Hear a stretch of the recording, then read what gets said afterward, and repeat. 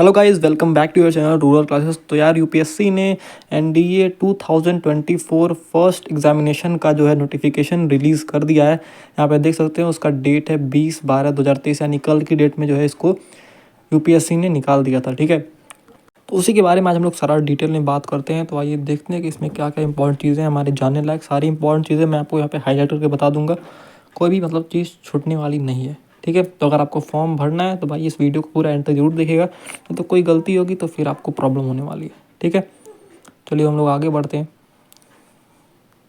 तो यहाँ पे देखो, सबसे पहले यहाँ पे कुछ एलिजिबिलिटी के बारे में बताया हुआ है।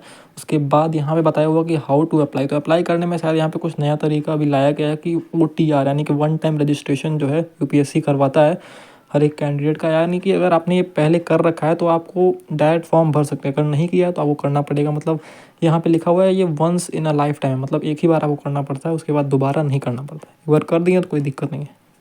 और अगर आपने पहले से OTR भर रखा है और उसमें आपको कोई गलती हो गई तो आप 16/1/2024 तक उसको जो है मॉडिफाई कर सकते हैं। ठीक है, तो उसके बाद और आगे चीज़ों के बारे में हम लोग बात करते हैं। मॉडिफिकेशन मतलब वो तो बता ही दिया, 16/1/2024 बिल्कुल क्लियरली लिखा हुआ है। ठीक है, तो ये कुछ OTR वाला सारा सिस्टम है इसमें। तो ये वाला मतलब लिखा हुआ है कि this window will remain open from 7 days from the opening date of the, मतलब वही बात है यार, जितना जल्दी कर लोगे उतना सही रहेगा। ठीक है, तो बाद में दिक्कत हो जाएगा, कोई फ़ायदा नहीं होगा एग्ज़ाम देने का।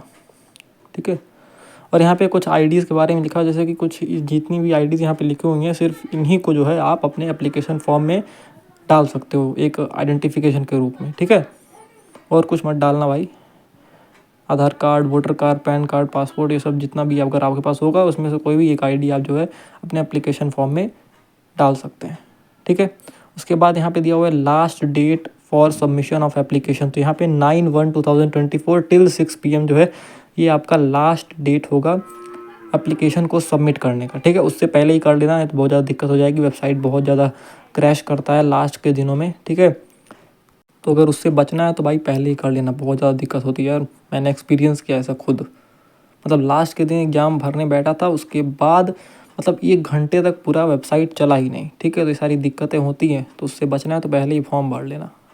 ठीक है, और यहाँ पे कुछ पेनल्टी फॉर रॉन्ग आंसर्स के बारे में बताया। नेगेटिव मार्किंग जो है, ठीक है, वो इसमें होती है। नेगेटिव मार्किंग बहुत दबा के होती है। ठीक है, तो उससे बचने के लिए बिल्कुल जो क्वेश्चन आते हैं वही खाली कर रहे होते हैं।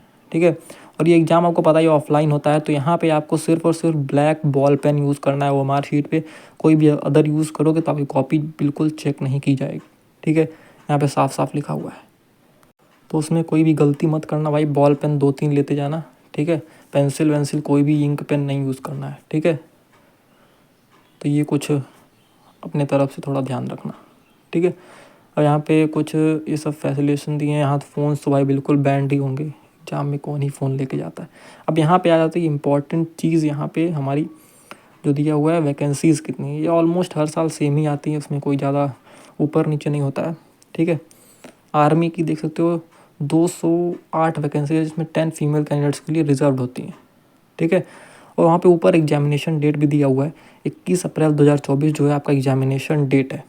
ठीक है, बहुत ज़्यादा टाइम है पढ़ाई करने के लिए। अगर अभी भी प्रिपरेशन वीक है तो थोड़ा ध्यान दो, आई अभी से थोड़ा टाइम है तो उसका यूज़ कर लो। ठीक है, तो आर्मी के 208 बता दिए भाई। नेवी में 42 वैकेंसी है, जिसमें कि 12 फीमेल कैंडिडेट्स के लिए। फिर एयरफोर्स में फ्लाइंग में 92 हैं, 2 फीमेल के लिए। ग्राउंड ड्यूटी टेक्नीशियन में है 18, जिसमें से 2 फीमेल के लिए। वैसे ही बाकी सेम, मतलब फीमेल कैंडिडेट्स के लिए इस बार थोड़ा दिया गया है, मतलब शायद पिछले साल से ऐसा हो रहा है। फीमेल कैंडिडेट्स के लिए भी वैकेंसीज में इंक्लूड की गई हैं अलग से। ठीक है, तो यहाँ पे टोटल में मतलब 400 वैकेंसीज हैं। ठीक है, जो कि हर साल इतनी होती हैं, थोड़ा 1-2 ऊपर नीचे हो जाता है। ठीक है, इन सब का ध्यान रखते हुए समझ सकते हो एग्जामिनेशन कितना हाई लेवल का होता है। अब भाई एग्ज़ाम का पेपर ही जब यूपीएससी बना रहा है तो सोच ही सकते हो। ठीक है, ये 400 नंबर का, मतलब 400 वैकेंसीज है, नंबर नहीं, सॉरी। उसके बाद यहाँ पे कुछ सेंटर्स दिए हुए एग्जामिनेशन के, आप अपना शहर इसमें देख सकते हो कि आपका शहर इसमें है कि नहीं। उसके बाद उस तरह से सेंटर एलोकेट हो सकता है आपको। ठीक है, इतने कुछ शहर के लिस्ट हैं। उसके बाद यहाँ पे कुछ एलिजिबिलिटी कंडीशन दिए हुए हैं, जैसे कि citizen of India, subject of Nepal, ऐसा करे कुछ। उसके बाद यहाँ पे सबसे इंपॉर्टेंट चीज़ आ जाती है एज लिमिट। ठीक है, यहाँ पे क्लियरली डेट्स मेंशन है 2 जुलाई 2005 एंड नॉट लेटर देन 1 जुलाई 2008। इसमें ये दोनों डेट्स इंक्लूडेड हैं। ठीक है, इनसे ऊपर इनसे नीचे नहीं होना चाहिए, एक भी दिन आगे पीछे नहीं चलता है इसमें। ठीक है, तो वो सब ध्यान रखने वाली चीज़ें हैं, ये सब देख लेना अपना भाई, मैच वैच कर लेना। ठीक है, ओनली अनमैरिड के लिए। ठीक है, ऑफ कोर्स इतने एज में लोग अनमैरिड ही रहते हैं भाई। और यहाँ पे कुछ पार्टिकुलर दिए हुए हैं कि ये सब में मतलब थोड़ा ध्यान से भरना है ये सब चीज़ें। वैलिड ईमेल आईडी डालनी है। यहाँ पे एजुकेशनल क्वालिफिकेशंस की बात कर लेते हैं तो आर्मी विंग में 12th क्लास सिर्फ पास होना चाहिए, और अगर एयरफोर्स या फिर नेवल विंग में अगर आपको जाना है तो वहाँ के लिए फिजिक्स, केमिस्ट्री, मैथमेटिक्स ये तीनों सब्जेक्ट 10+2 पैटर्न में आपके होने चाहिए 12th में। ठीक है, समझ लो।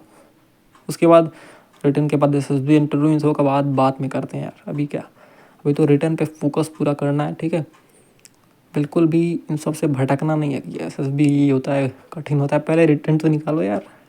ठीक है, तो इन सब चीज़ों पे हम लोग ध्यान नहीं देते हैं अभी। और यहाँ पे 12th पास जो लोग अपियरिंग में भरते हैं उनका 24 दिसंबर तक रिज़ल्ट आ जाना चाहिए हाथ में। ठीक है, और यहाँ पे सिर्फ जनरल को 100 रुपीज़ पे करने, बाकी सबके लिए एक्सटेम्प्टेड है। अब यहाँ पे एप्लीकेशन तो मैंने पहले बता दिया कैसे अप्लाई करना है, OTR वाला सिस्टम सारा बता ही दिया है कि अगर आपका पहले से ही रजिस्टर्ड है तो आपको सिर्फ और सिर्फ डायरेक्ट जाके फॉर्म फिल कर देना है। ठीक है, वो बार बार नहीं करना होता, एक ही बार करना होता है। ठीक है, अगर पहले आपने NDA का फॉर्म भर रखा है तो आपको पता भी होगा। अभी स्क्रॉल करके नीचे जाते हैं, देखते हैं और क्या चीज़ें इंपॉर्टेंट है यहाँ पे। अच्छा ये ठीक है, यहाँ पे मॉडिफिकेशन इन एप्लीकेशन फॉर्म के लिए आपको 7 दिन का विंडो ओपन किया जाएगा। वहाँ पे जो है आप अपना एप्लीकेशन को अगर कोई गलती हो गया उसको मॉडिफाई कर सकते हैं। ठीक है, इसके बाद क्या चीज़ें हैं, ये सब तो बाद की बात है भाई।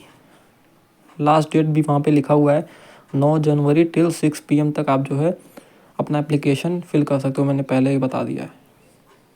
ठीक है, अभी और देखते हैं क्या चीज़ें हैं। सबसे इम्पोर्टेंट चीज़ अभी बाकी रह गई है भाई, और वो चीज़ है हमारा सिलेबस। ठीक है, एक बार सिलेबस देख लेते हैं फिर क्लैरिटी आ जाती है। सबसे पहले एग्ज़ाम पैटर्न देख लेते हैं यहाँ पे। तो यहाँ पे स्कीम ऑफ एग्जामिनेशन करके यहाँ पे लिखा हुआ है। मैथमेटिक्स आपको पता ही है 300 नंबर का आता है, आपको मिलते हैं 2.5 घंटे। और जनरल एबिलिटी टेस्ट आता है 600 नंबर का, उसके लिए भी आपको 2.5 घंटे मिलते हैं। और ये दोनों पेपर अलग अलग होता है, तो दोनों का मिला के हो जाता है 900 नंबर। ठीक है, 900 नंबर का टोटल रिटर्न होता है। उसके बाद 900 मार्क्स का होता है SSB टेस्ट एंड इंटरव्यू। ठीक है, इन दोनों में जो क्लियर कर लेता है वो आ जाता है NDA की लिस्ट में। ठीक है, अब यहाँ पे सिलेबस के बारे में डिस्कशन थोड़ा कर लेते हैं, क्योंकि यही जो है सबसे इम्पोर्टेंट चीज़ है हमारे लिए। यहाँ पे देख सकते हो मैथमेटिक्स का पूरा सिलेबस दिया हुआ है, इसके मैक्सिमम मार्क्स 300 हैं, आपको पता ही होगा। ठीक है, तो यहाँ पे 12th के भी चैप्टर्स होते हैं, तो आपको मैथ अगर आपका थोड़ा अच्छा है तभी भाई थोड़ा ध्यान रखना। ठीक है, देख सकते हो यहाँ पे अलजेब्रा का ये पूरा डिटेल दिया हुआ है, मतलब क्या क्या टॉपिक्स हैं। फिर मैट्राइसेस एंड डिटर्मिनेंट्स, यहाँ पे ट्रिग्नोमेट्री, फिर एनालिटिकल ज्योमेट्री, 3D, फिर डिफरेंशियल कैलकुलस है, उसके बाद इंटीग्रल कैलकुलस भी होता है। ठीक है, तो ये सारे चैप्टर्स हैं यहाँ पे, सारे देख सकते हो यहाँ पे बिल्कुल टॉपिक वाइज दिया हुआ है। उसके बाद पेपर 2 आपका होता है जनरल एबिलिटी टेस्ट। इसमें सिर्फ GK नहीं आता है, उसकी भूल मत करना। पार्ट A में इसमें इंग्लिश भी होता है जो कि होता है 200 नंबर का, और बाकी बचे हुए 400 नंबर के होते हैं आपके बाकी जितने भी जनरल नॉलेज वाले सब्जेक्ट्स हो जाते हैं, जैसे कि physics, chemistry, biology, general science. ठीक है, और इन सब के बिल्कुल डिटेल में यहाँ पे सारे चैप्टर्स लिखे हुए हैं। ठीक है, और यहाँ पे हिस्ट्री भी होता है, ज्योग्राफी भी होता है, उसके बाद करंट अफेयर्स के भी कुछ टॉपिक्स आ जाते हैं यहाँ पे। ठीक है, और नीचे सारे सेक्शन जितने भी हैं उन सब के वेटेजेस यहाँ पे परसेंटेज वाइज लिखे हुए हैं। उसके बाद इंटेलिजेंस, पर्सनालिटी टेस्ट हो तो बात की बात हुई। ठीक है, पहले रिटर्न तो क्लियर करो यार। ठीक है, तो ये सब सारी चीज़ें जो है हमको यहाँ पे बताना था। अब मिलता है अगली वीडियो में, अगर कोई एप्लीकेशन में प्रॉब्लम हुआ तो उसमें भी एक वीडियो बना दी जाएगी। ठीक है, बाकी अगली वीडियो में हम लोग बात करते हैं CDS के बारे में। ठीक है, मिलते हैं अगली वीडियो में।